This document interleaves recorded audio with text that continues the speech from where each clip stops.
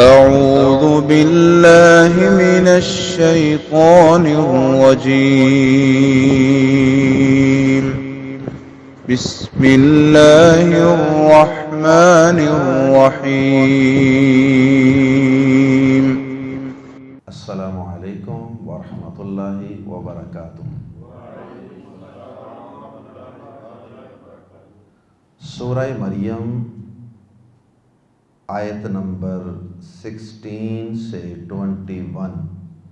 ان الحمد للہ والصلاة والسلام علی رسول اللہ اما بعد۔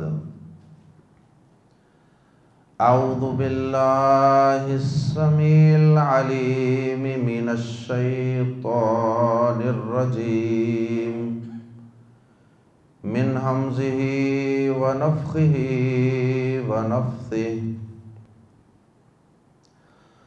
واذکر فی الکتاب مریم اذ انتبذت من اہلہا مکانا شرقیا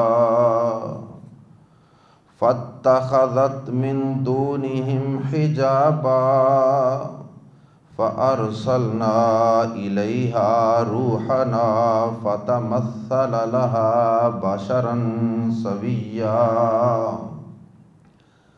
قالت إني أعوذ بالرحمن منك إن كنت تقيا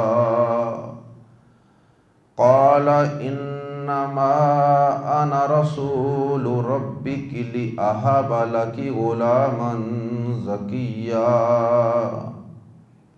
قالت أنى يكون لي غلام ولم يمسسني بشر ولم أك بغيا قال كذلك قال ربك هو علي هين ولنجعله آية للناس ورحمة منا وكان أمرا مقضيا۔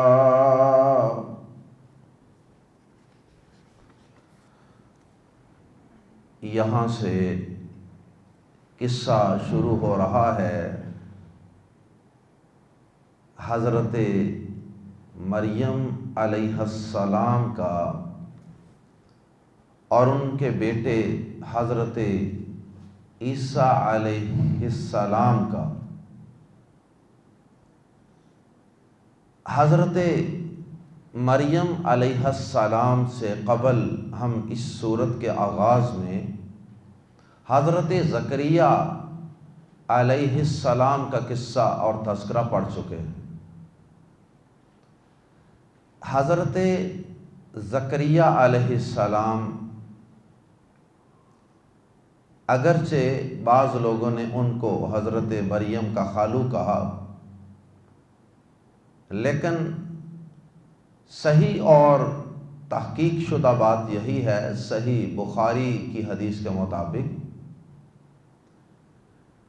جس حدیث میں معراج کا قصہ اور واقعہ بیان ہوا ہے، اس حدیث میں یہ اشارہ موجود ہے کہ حضرت عیسیٰ علیہ السلام اور حضرت یحییٰ علیہ السلام یہ دونوں آپس میں کزن تھے۔ تو اس لحاظ سے اگر دیکھا جائے تو دونوں آپس میں خالہ خالہ کے ہیں، اور حضرت زکریا جو ہیں وہ حضرت مریم کے خالو کی بجائے کیا لگے، ان کے بہنوئی، ان کی بہن کے خاوند تھے۔ تو حضرت زکریا علیہ السلام کو اللہ پاک نے حضرت مریم کا کفیل بھی مقرر کیا تھا، ان کی دیکھ بھال اور نگہداشت کرنے والا۔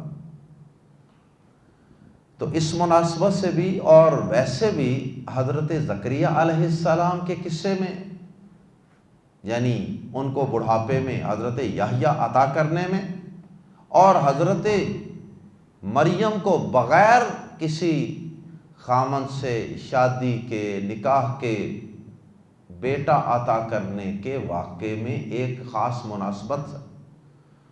دونوں میں اللہ پاک نے اپنی قدرت کاملہ کا تذکرہ فرمایا۔ تو اس لیے ان دونوں واقعات کو اللہ پاک نے قرآن مجید میں تقریباً تمام مقامات پہ یا اکثر مقامات پہ دونوں واقعات کو اللہ پاک نے ساتھ ساتھ بیان کیا۔ جیسے سورہ آل عمران میں بھی دونوں واقعات ہم اکٹھے پڑھ چکے، اور حضرت زکریا اور حضرت مریم کا قصہ اسی طرح سورۃ الانبیاء میں بھی ساتھ ساتھ بیان ہوا ہے، اور یہاں سورہ مریم میں بھی یہ دونوں قصے ساتھ ساتھ بیان ہوئے۔ تو حضرت مریم اللہ رب العزت کی ایک بڑی ہی باکمال اور بڑی متقی اور پرہیزگار اور کامل خاتون اور بندی تھی۔ حضرت مریم کا تقوی، پرہیزگاری، عبادت، پاک دامنی، یہ اس دور کے اندر بھی بنی اسرائیل میں مشہور و معروف تھی، اور اس کا ایک سبب یہ بھی تھا کہ حضرت مریم اصل میں ان کی والدہ نے یہ نظر مانی تھی کہ یا اللہ، میرے بطن میں جو بھی بچہ ہے میں اسے تیرے اس گھر بیت المقدس کی خدمت کے لیے وقف کر دوں۔ وہ بھی بڑی نیک خاتون تھی، انہوں نے یہ نظر مانی تھی، جیسا کہ سورہ آل عمران میں ہم پڑھ چکے ہیں، انی نذرت لک ما فی بطنی محررا۔ تو یا اللہ، تیرے دین کے لیے، تیرے دین کی، تیرے گھر کی خدمت کے لیے میں اس بچے کو وقف کر دوں، دنیا کا کوئی کام نہیں کرے گا۔ تو اللہ پاک نے ان کو بیٹے کی بجائے بیٹی عطا کر دی، اور اللہ پاک عورتوں میں سے اس عورت کو، اس خاتون کو، اس اپنی بندی کو ایک خاص مقام اور مرتبہ عطا کرنا چاہتے تھے۔ شاید کائنات کی عورتوں کے لیے ایک ماڈل اور ایک مینارہ نور بنانا چاہتے تھے، تاکہ حضرت مریم کی سیرت، ان کا کردار، ان کی پاک دامنی، ان کا تقوی، ان کی عبادت گزاری، یہ باقی عورتوں کے لیے مشعل راہ بن جائے۔ تو اللہ پاک نے حضرت مریم کی والدہ محترمہ کو کیا عطا کیا؟ ان کو بیٹی عطا کر دی حضرت مریم کی شکل۔ تو انہوں نے بیٹی کو ہی وقف کر دیا، کیونکہ انہوں نے نظر مانی ہوئی تھی کہ جو بھی میرے پیٹ میں ہے یہ وقف ہے۔ تو حضرت مریم پھر بیت المقدس کی خدمت کے لیے اور عبادت کے لیے اور اعتکاف کے لیے اور دیگر دین کی خدمات کے لیے وقف ہو گئی۔ اللہ اکبر۔ اور حضرت مریم کی تعریف قرآن مجید تو کرتا ہی ہے، جیسا کہ میں نے آغاز میں کہا، کم از کم 34 آیات میں حضرت مریم علیہ السلام کا تذکرہ، اور واحد خاتون ہیں جن کا نام لے کر اللہ پاک نے قرآن مجید میں ان کا ذکر خیر فرمایا۔ اور قرآن مجید کے ساتھ ساتھ ہمارے پیارے نبی جناب محمد صلی اللہ علیہ وسلم نے بھی حضرت مریم کی تعریف بیان فرمائی، ان کی شان و عظمت بیان فرمائی۔ صحیح بخاری میں حدیث ہے، آپ نے فرمایا کہ کامل من الرجال کثیر ولم یکمل من النساء، فرمایا مردوں میں تو بڑے مرد کامل ہوئے، لیکن عورتوں میں 3 عورتیں ہیں جو کامل ہوئی۔ کامل سے مراد کہ اللہ کی بندگی میں، اطاعت گزاری میں، تقوی میں، پرہیزگاری میں ان چیزوں میں کمال کو جو پہنچی ہیں وہ 3 عورتیں. مرد تو کئی کمال کو پہنچے ہیں لیکن عورتیں 3 ہیں جو بطور خاص کمال کو پہنچی ہیں. ان کے علاوہ بھی اللہ پاک نے کائنات میں بڑی بڑی نیک خواتین پیدا کی ہیں، لیکن بطور خاص اور بطور مثال جن عورتوں کا پیارے نبی صلی اللہ علیہ وسلم نے اپنی زبان صادق سے تذکرہ فرمایا وہ 3 عورتیں. فرمایا ایک ان میں سے حضرت آسیہ جو زوجائے فرعون ہیں، فرعون کی بیوی، اور دوسرے نمبر پہ فرمایا کہ حضرت مریم، حضرت عیسیٰ کی والدہ حضرت مریم، اور پھر تیسرے نمبر پہ آپ نے فرمایا حضرت عائشہ بنت ابی بکر صدیق رضی اللہ تعالی عنہ. اور پھر آپ نے ساتھ حضرت عائشہ کی فضیلت کے لیے ایک اور بات بھی بیان فرمایا عائشہ کی مثال اور اس کی فضیلت باقی عورتوں کے مقابلے میں ایسے ہے جیسے کھانے میں سے یا تمام کھانوں میں سے سرید ایک ڈش تھی، کھانا تھا عربوں میں، بڑا لذیذ معروف اور بڑا مقوی کھانا. اور وہ کیا ہوتا تھا کہ روٹی کے ٹکڑے چھوٹے چھوٹے کر کے، جس طرح چوری بناتے ہیں، چھوٹے چھوٹے ٹکڑے کر کے گوشت کے شوربے میں ڈال کے بھگو کے پھر اس کو کھاتے تھے. اللہ اکبر. تو فرمایا اسے سرید کہتے تھے، سا کے ساتھ، سا را یا دال، سرید. فرمایا عائشہ کی فضیلت باقی عورتوں پہ ایسے ہے جیسے سرید کی فضیلت باقی کھانوں پر. سرید میں روٹی بھی ہے اور گوشت بھی شامل. اللہ اکبر. تو حضرت مریم علیہ السلام بیت المقدس کے اندر اللہ کی عبادت میں مصروف اور مشغول رہتی، لیکن ایک دفعہ وہ بیت المقدس کے مشرقی کنارے والی سائڈ پہ تھوڑا سا باہر ایک طرف ہو کر کہیں پہ بیٹھ گئی، اور پھر وہاں انہوں نے ایک کپڑا بھی تان لیا.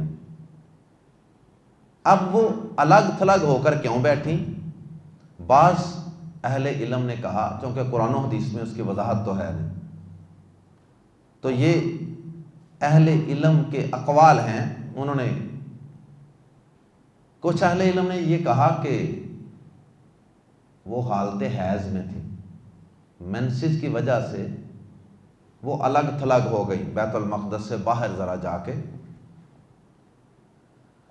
اللہ اکبر. اور کچھ اہل علم نے کہا کہ نہیں، وہ وہاں بھی شاید عبادت کے لیے الگ تھلگ ہوئی ہوں گی لوگوں سے، جس طرح اعتکاف کیا جاتا ہے، واللہ اعلم. لیکن زیادہ بہتر بات یہ معلوم ہوتی ہے کہ وہ مینسز کی وجہ سے ہی گئی ہوں گی، کیونکہ اعتکاف تو وہ بیت المقدس کے اندر بھی کر سکتی تھی، عبادت کے لیے تو وہ اس کے اندر بھی الگ تھلگ ہو سکتی تھی. اللہ اکبر. اب یہاں سے بعض اہل علم نے یہ نقطہ بھی نکالا، جیسا کہ یہاں آیت کے اندر موجود ہے، شرقیہ کا لفظ، مشرق کا، کہ وہ بیت المقدس کے مشرقی کونے کی طرف گئی. اب وہیں پہ حضرت عیسیٰ علیہ السلام کی پیدائش بھی ہوئی. تو بعض اہل علم کا یہ قول ہے کہ اللہ پاک نے چونکہ بیت المقدس کے مشرقی کونے کی طرف اس ڈائریکشن اور اس سمت میں حضرت عیسیٰ علیہ السلام کو پیدا کیا تھا، اس لیے حضرت عیسیٰ علیہ السلام کی پیدائش کی جگہ کو ہی عیسائیوں نے اپنا قبلہ بنا لی. وہ بیت المقدس کے مشرقی کونے کی طرف منہ کر کے عبادت کرتے تھے، اور یہودی جو ہیں وہ مغربی کونے کی طرف منہ کر کے عبادت کرتے تھے. اللہ اکبر. تو آئیے قرآن مجید کے الفاظ میں پڑھتے ہیں قصہ حضرت مریم علیہ السلام کا، ان کی پاک دامنی کا. اور ان کے پاس فرشتے کے آنے کا اور ان کو بیٹے کی خوشخبری دینے کا۔ وَاذْكُرْ، اور ذکر کر، یہ پیارے نبی صلی اللہ علیہ وسلم کو اللہ پاک مخاطب کر رہے ہیں، وَاذْكُرْ، اے نبی ذکر کر، اور ہم ادب و احترام کے لیے اس کا جمع میں ترجمہ کر لیں گے، وَاذْكُرْ، اور ذکر کیجئے اے نبی صلی اللہ علیہ وسلم، فی الکتاب، اس کتاب میں، الکتاب کی وجہ سے ہم ترجمہ کر سکتے ہیں اس کتاب یعنی قرآن مجید، وَاذْكُرْ فِي الْكِتَابِ مَرْيَمَ، اور کتاب میں مریم کا ذکر کیجئے۔ اور یہ اس صورت کا ایک منفرد انداز ہے کہ اس میں بار بار جن نبیوں کے تذکرے ہوئے یا جن نبیوں کے علاوہ حضرت مریم جو ایک نبی کی ماں ہیں، متقی پرہیزگار اور اللہ کی ولی خاتون ہیں، ان کا تذکرہ بھی اسی طرح اللہ پاک نے انہی الفاظ کے ساتھ کیا، وَاذْكُرْ فِي الْكِتَابِ، اللہ اکبر، وَاذْكُرْ فِي الْكِتَابِ مَرْيَمَ، اور کتاب میں مریم کا ذکر کیجئے، اذ، جب، انتبذت، وہ الگ ہوئیں، ناباذہ کا لفظی معنی ہوتا ہے اس نے پھینک دیا، ناباذہ پھینک دینا، قرآن مجید میں آپ نے پڑھا، ناباذہ فریقم منہم کتاب اللہ وراء ظہورہم، او کما قال اللہ تعالی، کہ ان میں سے ایک گروہ نے اللہ کی کتاب کو پس پشت پھینک دیا، تو یہ اسی سے ہے ناباذت، لیکن اس کے اندر ایک دو زائد حروف ہیں، ایک تو شروع میں نون زائد لگ گیا ان، اور ایک پھر ناباذہ، ایک شروع میں نون اور ایک تا، نون اور تا یہاں دو زائد حروف ہیں۔ تو عربی زبان میں بعض فعلوں کے اندر، بعض وربز کے اندر کچھ زائد ایک دو تین زائد حروف داخل کر دیے جاتے ہیں، اور اس سے اس فعل اور اس لفظ کے معنی مفہوم میں کچھ تھوڑی سی تبدیلی لانا مقصود ہوتی ہے۔ کبھی اس میں مشارکت کا معنی پیدا کیا جاتا ہے دو گروہوں کا، کبھی اس میں مبالغے کا معنی پیدا کیا جاتا ہے، اور کبھی اس کے اندر کسی اور چیز کا معنی پیدا کیا جاتا ہے۔ تو یہاں پر ان زائد حروف کی وجہ سے ہم ترجمہ کر سکتے ہیں بالکل الگ تھلگ ہو گئی۔ اگر ہوتا نا اذ ناباذت، صرف ناباذت ہوتا، پھر ترجمہ کرنا تھا جب وہ الگ ہو گئی، اور اب ان تبذت کا ترجمہ کریں گے بالکل الگ تھلگ ہو گئی، اذ انتبذت، جب وہ بالکل الگ تھلگ ہو گئی، من اہلیہا، اپنے گھر والوں سے، مکانن، ایک جگہ، نکرہ ہے، ترجمہ ہم کر رہے ہیں ایک جگہ، مکان جگہ، شرقیہ، مشرق کی جانب، ہمارے ہاں تو بیتن یا ہاؤس کے لیے مکان کا لفظ استعمال ہوتا ہے جی، مکان نمبر اتنا، تو مکان کا لفظی معنی عربی زبان میں کیا ہوتا ہے؟ جگہ۔ اذ انتبذت من اہلہا مکانا شرقیہ، شرقیہ کا مطلب مشرق کی جانب، مشرقی جگہ، اور کتاب میں مریم کا ذکر کیجئے جب وہ اپنے گھر والوں سے ایک جگہ میں الگ تھلگ ہو گئیں جو مشرق کی جانب تھی، فاتخذت، پھر اس نے پکڑ لیا، بنا لیا، من دونہم، ان کی طرف سے یا ان سے پرے، ان سے ہٹ کر، حجابن، ایک پردہ، ان سے ایک پردہ بنا لیا۔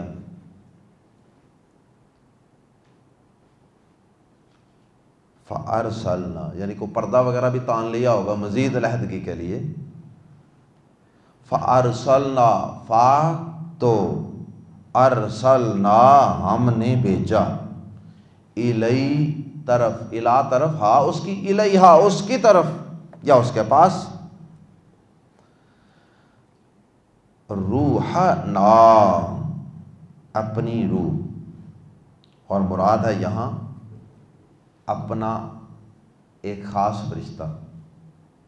ویسے تو سارے فرشتے اللہ کے ہیں، لیکن اس کی شان و عظمت بیان کرنے کے لیے اس کی نسبت اپنی طرف کی. روحنا اپنی خاص روح، جسے روح القدس کہا جاتا ہے، جبریل امین. روحنا اپنا خاص فرشتہ. فتمثل، فا تو تمثل، اس نے، تمثیل ہوتی ہے نا مورتی یا شکل صورت، تمثل اس نے شکل اختیار کر لی، لہا اس کے لیے، کس کے لیے؟ مریم کے لیے، حضرت مریم علیہ السلام کے لیے، بشرن ایک انسان کی، سویا پورا مکمل کامل انسان، بشرن سویا ایک کامل انسان. مطلب یہ ہے کہ ایک صحیح سلامت انسان، خوبصورت، کوئی اس میں نقص نہیں تھا، صحیح مکمل کامل انسان کی شکل اختیار کر لی، تاکہ حضرت مریم فرشتے کو اصلی شکل میں دیکھ کر گھبرا نہ جائے.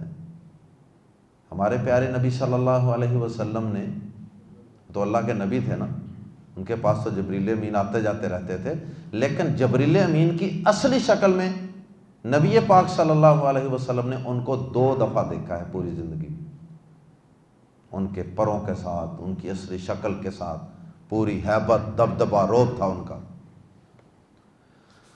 اللہ اکبر. تو اس کا مطلب ہے کہ فرشتے جو ہیں وہ اللہ کے حکم سے اپنی شکل بدل لیتے ہیں. تو جب حضرت مریم نے ایک کامل خوبصورت مرد کو تنہائی میں دیکھا، اپنے اس پردے اور اپنے اس خیمے کے اندر،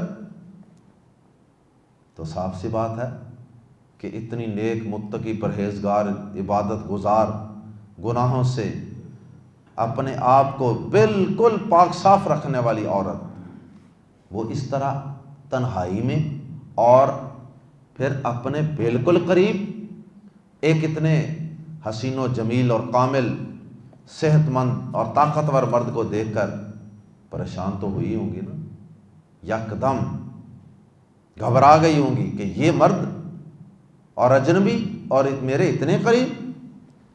قالت انی اعوذ، اس نے کہا بے شک میں پناہ پکڑتی ہوں، سیکورٹی مانگتی ہوں، حفاظت میں آتی ہوں، بالرحمن، رحمان کی،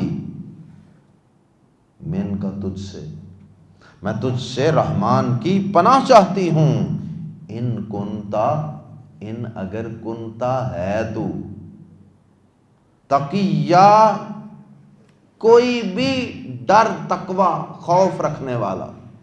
تقیہ نکرہ ہے، ترجمہ کرنے میں کسی بھی قسم کا، کسی بھی درجے کا اگر تیرے دل میں ڈر ہے نا، تھوڑا، درمیانہ، زیادہ، تو میں تجھ سے اللہ کی پناہ پکڑتی. مطلب کہ خبردار میرے قریب آئے، میں اللہ کی پناہ میں آ گئی ہوں، خبردار مجھے چھوا. انہوں نے سمجھا کہ شاید یہ کسی برے ارادے سے مرد آیا ہے، تو اس لیے فوراً اللہ کی پناہ میں آ گئی. تو ایسے حالات میں جب برائی کا کوئی خدشہ ہو مرد یا عورت کو، تو اعوذ باللہ پڑھ لیں، اللہ کی پناہ میں آئیں. اللہ، لا حول ولا قوت الا باللہ پڑھ لیں. ان سب کا ایک ہی معنی ہے. قالا، اس نے کہا، انما، انما کا معنی ہوتا ہے صرف، محض، کلمہ حسن. انما، آنا، آنا کا معنی میں، انما آنا، میں تو صرف، رسول، بھیجا ہوا ہوں. یہاں رسول کا لغوی معنی کریں گے بھیجا ہوا. انا رسول، میں بھیجا ہوا ہوں، ربی کا، تیرے رب کا، انما انا رسول ربی کا، اے مریم گھبرانے کی ضرورت نہیں، میں کوئی بری نیت سے نہیں آیا، میں تو تیرے رب ہی کا بھیجا ہوا ہوں، مراد کے فرشتہ،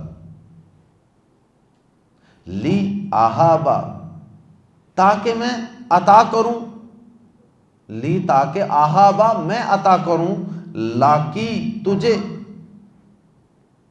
لاکی تیرے لیے یا تجھے، غلامن ایک لڑکا، زکین پاکیزہ، ایک پاکیزہ کردار کا حامل لڑکا تجھے عطا کروں۔ اللہ اکبر۔ بعض شرک کے بیماروں نے، جن کے دل میں شرک کی بیماری ہے اور وہ ہر وقت قرآن مجید کی اس طرح کی آیات سے شرک کی دلیل نکالتے رہتے ہیں، انہوں نے کہا دیکھیے جی، انہوں نے حضرت جبریل نے کہا کہ میں تجھے بیٹا عطا کر رہا ہوں، اللہ اکبر۔ اب جو قرآن مجید کی واضح آیات ہیں کہ وہ جسے چاہتا ہے بیٹے عطا کرتا ہے، جسے چاہتا ہے بیٹیاں عطا کرتا ہے، جسے وہ چاہتا ہے بیٹے بیٹیاں دونوں عطا کرتا ہے، جسے وہ چاہتا ہے بانجھ رکھتا ہے، وہ آیات کدھر جائیں گی جس میں یہ ہے کہ لم یلد ولم یولد، جس میں یہ ہے کہ اللہ کے علاوہ جن شریکوں کو تم پکارتے ہو وہ کائنات میں سے زمین آسمان انسان جانور پیدا کرنا تو دور کی بات، وہ ایک چھوٹی سی ننھی سی مخلوق مکھی اگر ان کے کھانے سے لقمہ لے جائے تو وہ اس سے کھانا واپس نہیں چھڑا سکتے۔ تو قرآن مجید کی جو واضح آیات ہیں ان کو چھوڑ کر کہ اللہ کے علاوہ کوئی مچھر کا پر نہیں بنا سکتا، کوئی مکھی نہیں پیدا کر سکتا، کچھ پیدا نہیں کر سکتا، اور سارے مل جائیں نا، اللہ پاک فرماتے ہیں سب مل جائیں پھر بھی نہیں یہ کر سکتے۔ اللہ اکبر۔ تو یہاں پر اصل میں وہ اللہ کی نمائندگی کر رہے ہیں، اسی آیت کے اندر ہی جواب موجود ہے جب انہوں نے یہ کہا انا رسول ربی کا، میں تیرے رب کا قاصد ہوں، وہ رب کی طرف سے آئے تھے۔ تو اب چونکہ وہ رب کی طرف سے آئے تھے، رب کا حکم پورا کرنے کے لیے آئے تھے، تو اس لیے انہوں نے کہہ دیا کہ میں تجھے ایک بیٹا، پاکیزہ بیٹا دینا چاہتا ہوں۔ وہ دینا تو اصل میں اللہ چاہتے تھے نا، تو اللہ کی طرف سے چونکہ وہ آئے تھے تو پھر وہ اللہ ہی دینے والا تھا، تو اس لیے اس سے ایسی بات ثابت نہیں ہوتی۔ قالت، اس نے کہا، انا، کیسے، کیوں کر، ہو، یکون، ہوگا، لی، میرے لیے، غلام، لڑکا، انا یکون لی غلام، میرے ہاں لڑکا کیسے ہوگا، کیسی عجیب بات کرتے ہو، ولم، جب کہ نہیں، یمسس، چھوا، نی مجھے، بشرن، کسی بشر نے، مجھے تو کسی بشر نے چھوا ہی نہیں۔ اللہ اکبر۔ مراد ہے نکاح کے ذریعے کسی نے مجھے نہیں چھوا، میرے کسی خامد نے، میری کوئی شادی نہیں ہوئی، ولم، اور نہ ہی، اکو، میں ہوں، اکو یہ کانا یکونو سے نکلا، آپ یوں سمجھ لیں یہ تھا اکونو، اکونو جس طرح یکونو، اکونو، تکونو وغیرہ، اکونو تھا تو لم کی وجہ سے آخر سے نون گر گیا ہے، نون اور واو، تو یہ شارٹ ہو گیا ہے، ولم اکو، اور نہیں تھی میں کبھی بھی، بغیہ، بدکار، ولم اکو، کانا کی وجہ سے پیچھے سے لے کے آتے ہیں نا ترجمے کو، یہ نہیں کہ میں اب نہیں، بلکہ میں شروع سے، جب سے اللہ نے مجھے پیدا کیا ہے، ہوش سنبھالی ہے، میں نے کبھی بھی ایسا کام نہیں کیا کہ مجھے کسی بشر نے اس نیت سے یا اس سینس میں چھوا ہو، میرے ساتھ کوئی تعلق قائم کیا ہو۔ اللہ اکبر، کیا پاک دامنی ہے حضرت مریم کی۔ تو بغیہ جو ہے یہ بدکار اور زانیہ کے لیے، زنا کے لیے استعمال ہوتا ہے۔ قرآن مجید میں بھی استعمال ہوا ہے اور احادیث میں بھی یہ لفظ استعمال ہوا ہے۔ اس کا معنی بدکار، زناکار۔ وَلَمْ أَكُ بَغِيًّا، اور نہ ہی میں کبھی بھی باغی تھی۔ یہ بھی ترجمہ، لفظی ترجمہ یہ ہے، اور مراد ہے زنا کرنے والی بدکار۔ وَلَمْ أَكُ بَغِيًّا، اور میں کبھی بھی بدکار نہ تھی، نہ میں نے نکاح کیا نہ میں نے بدکاری کی۔ یہ دو ہی صورتیں ہوتی ہیں بیٹے کی پیدائش کی۔ قال، اس نے کہا، کذالکی، کذالکا ہوتا پھر بھی یہی معنی، چونکہ اوروں سے بات ہو رہی ہے تو کذالکا کے بجائے کذالکی کہہ دیے۔ کذالکی، ایسے ہی ہے، یعنی جو میں نے کہہ دیا نا، رب کے حکم سے اس کا پیغام لے کر آیا ہوں نا، جو میں نے کہہ دیا نا یہ ایسے ہی ہے، یعنی بچہ ہونا ہی ہونا ہے۔ قال، اس نے کہا، جبریل نے، اور قال ربکی، تیرے رب نے کہا ہے، یہ بھی جواب ہے۔ وہ جو کہتے ہیں نا کہ حضرت جبریل دیکھیں حضرت عیسیٰ علیہ السلام کو پیدا کر رہے ہیں، تو اس لیے اللہ کے اولیاء بھی پیدا کر سکتے ہیں کسی کو، نعوذ باللہ۔ پھر آگے جواب آ رہا ہے، ایسا ہی ہوگا۔ قال ربک، تیرے رب نے کہا ہے، ہوا یہ بیٹا پیدا کرنا بغیر کسی باپ کے، علیہ مجھ پر، علاجمہ یا علیہ مجھ پر، ہین نہایت آسان ہے۔ پھر تردید ہو گئی نا، یہ بیٹا پیدا کرنا کس پر آسان ہے؟ تیرے رب نے کہا ہے، یہ اس پر پیدا کرنا آسان ہے، پیدا تو پھر اصل میں رب بھی کر رہا ہے نا۔ واو، اور دوسرا مقصد اس کا کیا ہے؟ اس طرح بغیر باپ کے بیٹا عطا کرنے کا مقصد یہ بھی ہے، واو اور لام زیر لی، تاکہ نجعل، ہم بنا دیں، ہو اسے، اس لڑکے کو، اس بیٹے کو، آیتن، ایک بڑی نشانی، نکرہ ہونے کی وجہ سے ہم ترجمہ کر رہے ہیں آیتن، بڑی نشانی، للناس، لوگوں کے لیے، لوگوں کے لیے ایک بڑی نشانی بنا دیں۔ ہم نے اپنی تخلیق میں، اللہ پاک نے اپنی تخلیق میں تنوع رکھا ہے، ورائٹی۔ کہیں اللہ پاک نے آدم علیہ السلام کو بغیر باپ اور بغیر ماں کے پیدا کی، ایک صورت۔ کہیں اللہ پاک نے حضرت حوا کو بغیر ماں باپ کے پیدا کیا، لیکن کیا مرد سے، حضرت آدم سے پیدا کی۔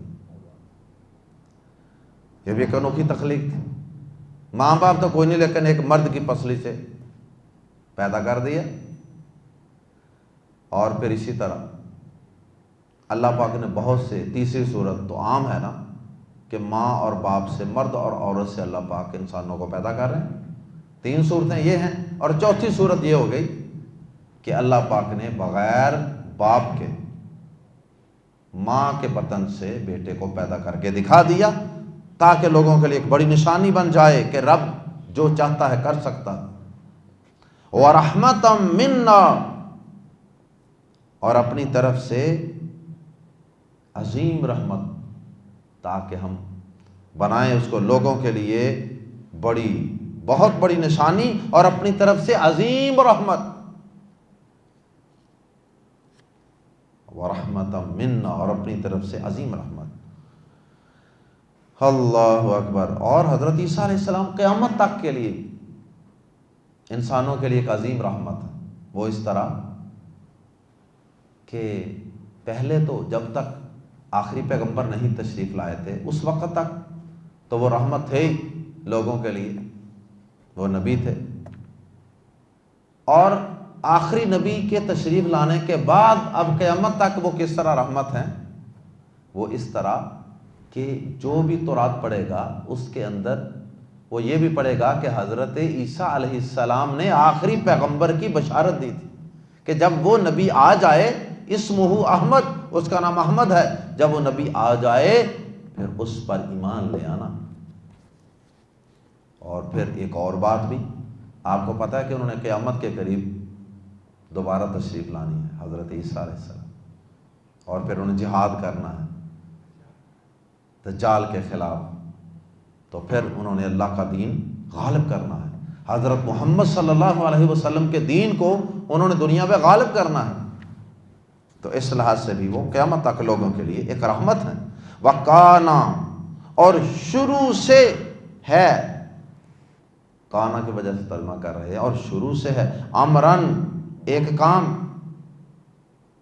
وَقَانَ امرن، اور یہ کام شروع سے ہے، ہمیشہ سے ہے، مقضیہ، طے کیا ہوا۔ وَقَضَىٰ رَبُّكَ ہوتا ہے نا، اور تیرے رب نے فیصلہ کر دیا، طے کر دیا، اور یہ شروع سے ایک فیصلہ شدہ امر ہے، ڈیسائیڈڈ، اور یہ شروع سے ایک طے کیا ہوا کام ہے۔ یعنی یہ اللہ پاک نے روز اول سے لکھا ہوا تھا کہ میں نے ایسے مریم کے پیٹ سے عیسیٰ علیہ السلام کو پیدا کرنا ہے بغیر باپ کے۔ تو یہ تو اللہ تعالیٰ کا طے شدہ فیصلہ ہے، اے مریم یہ تو ہو کر رہے گا۔ اللہ اکبر۔ اس کے بعد پھر کیا ہوا؟ انشاءاللہ اس قصے کو مزید پڑھیں گے آگے۔ سبحانک اللہم و بحمدک، اشہد ان لا الہ الا انت، استغفرک و اتوب الیک۔